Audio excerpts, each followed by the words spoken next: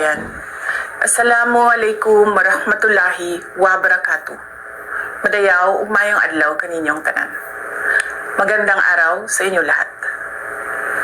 Ang mga natutunghayan natin ngayon ay dapat ikabahala ng bawat Pilipinong naniniwala sa demokrasya, anuman ang kanilang paniniwala o kulay sa politika.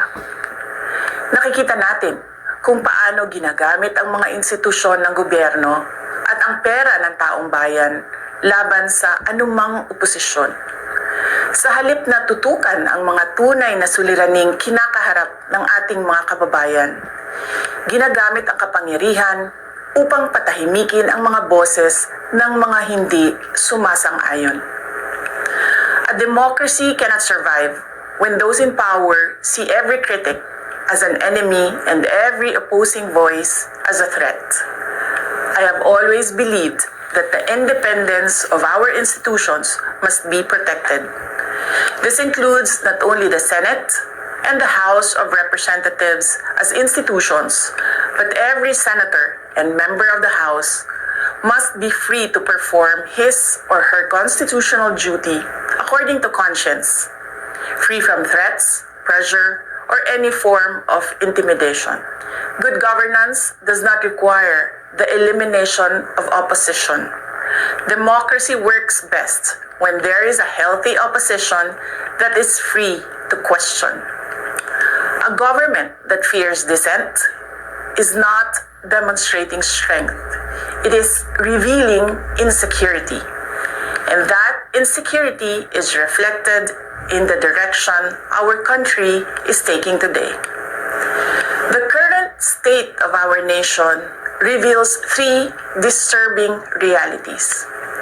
First, the effort to divert attention from legitimate questions surrounding the flood control controversy. Second, the willingness to disregard constitutional safeguards in pursuit of a politically motivated impeachment. And third, the relentless pursuit of greater political power under the guise of charter change. These are the symptoms of a government that has become more preoccupied with protecting power than serving the people.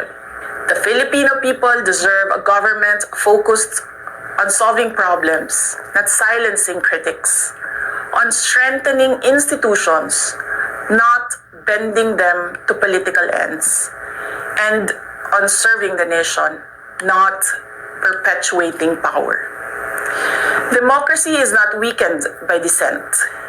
Democracy is weakened when those in power become afraid of it. Shukran. Thank you. VP Inday, Yes. welcome back to the Netherlands. Magandang araw po sa inyo. How are you today? Thank you. I wouldn't say I'm happy to be back because of the situation of President Duterte, but I'm happy to see all of you again, and happy springtime sa inyong lahat. I am very well and okay.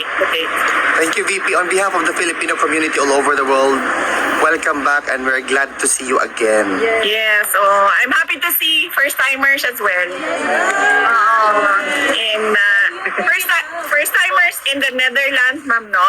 Yes. So, We were here actually last year. Yeah. First We bring some time. cakes. So, birthday si Tatay. salamat. And I think malaki din yung celebration nitong nakaraang March 28 para kay President Duterte. So, nagpapasalamat din ako sa mga Filipinos overseas na pumunta dito sa Hague noong March 28 para mag-celebrate dito sa Duterte Street and mag-celebrate din dun sa Malidel Park. So, thank you sa inyo. Thank you, VP Inday. Next birthday. Yes, we always pray for that. No? Halos araw-araw yung dasal na sana ay makauwi na si President Duterte. Kami uwi. VP Inday. Sobra ma'am. Sobrang mahal ng Thank you, ma'am. magastos ma'am. VP Inday, was your visit with PRRD after a while, ma'am, of not seeing him? Okay lang naman. He looks well. He looks healthy. And wala naman siyang mga problema. I suggested na magpa-physiotherapy siya, but he refused na mag-physiotherapy. So, we'll see tomorrow kung makumbinsi natin siya na physiotherapy in lieu of his supposed dapat everyday exercise. Yes. VP, what is your initial reaction when the jurisdiction was established, decided by the Appeals Chamber, ma'am? Well, I accepted it as it is. Discussion na rin naman namin yun ng mga abogado, no? Now, we don't see any way that the ICC will let go of the case of President Duterte since isa na lang ito sa dalawa na ICC cases, no? So we don't think na they will let this go. Is it the same sentiment, VP, with respect doon sa confirmation of charges? Yes. Same lang, no? Na this will really go to trial, and the best way to move forward is to prepare for time. VP Inday, the burning question is that how do you maintain such a vibrant and very beautiful vibe amidst all the persecution done to you by your detractors? Siguro... No comment.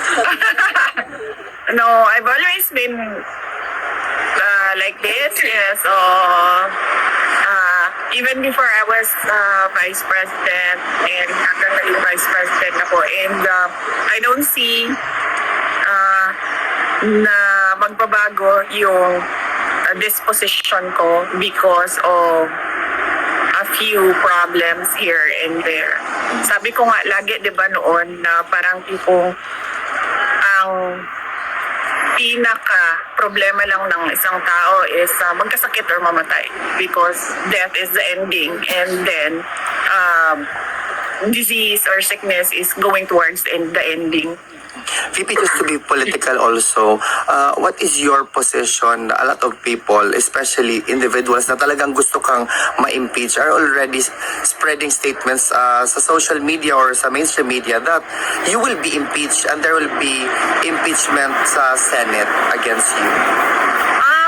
Kung ordinary individuals lang naman yan, like ordinary Filipinos, pabayaan na natin yan, no? Kasi yan naman yung opinion nila, yan naman yung damdamin nila. Hindi mo naman mapabago ang nararamdaman ng isang tao. But it is different siguro kapag congressman na yung nagsasabi or senator na yung nagsasabi. Kasi magtatanong ka, bakit sobrang sigurado ka na tapos na ito? I was about to ask VP because Representative Ridon actually even made mention in an interview that you're very clear na talaga that there will be 106 votes which is required for the articles of impeachment na ma-endorse doon sa Senate. Well, hindi ako makakomment sa kanyang mga nalalaman kasi hindi ko alam kung ano yung alam niya. Okay. VP Inday, just to conclude this interview, VP, no, para siguro jet lag ka pa. Wala, okay lang ako. Okay lang. VP, what's natulog ako ng mayos para hindi magka-jet lang. VP, what's your message to the undying, unwavering love and support to the former president and to the Duterte family, to you and your siblings as well? Yes, oo. Undying din yung pagpapasalamat sa lahat ng mga kababayan natin.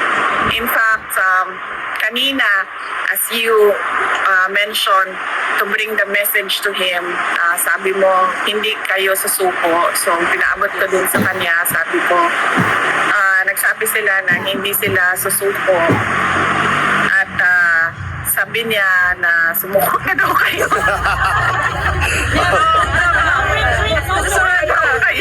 Well, hindi ko alam kung joke yun or hindi, but We traveled miles away for him.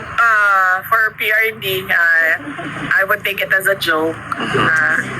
And of course, ako personally, yung lakas ko lang talaga galing talaga sa mga tao.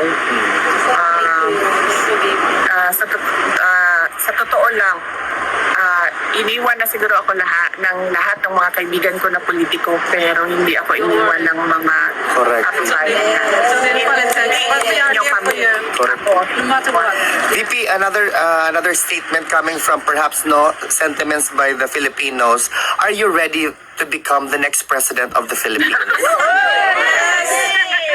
I'm already a presumptive candidate because I declared my intention to run for the next presidential elections. We can only pray that there will be a presidential elections on 2028 and it will be honest, orderly, and peaceful. On behalf of the Filipino VP, mabuhay ka, mahal ka namin at asahan mo ang suporta namin. Duterte!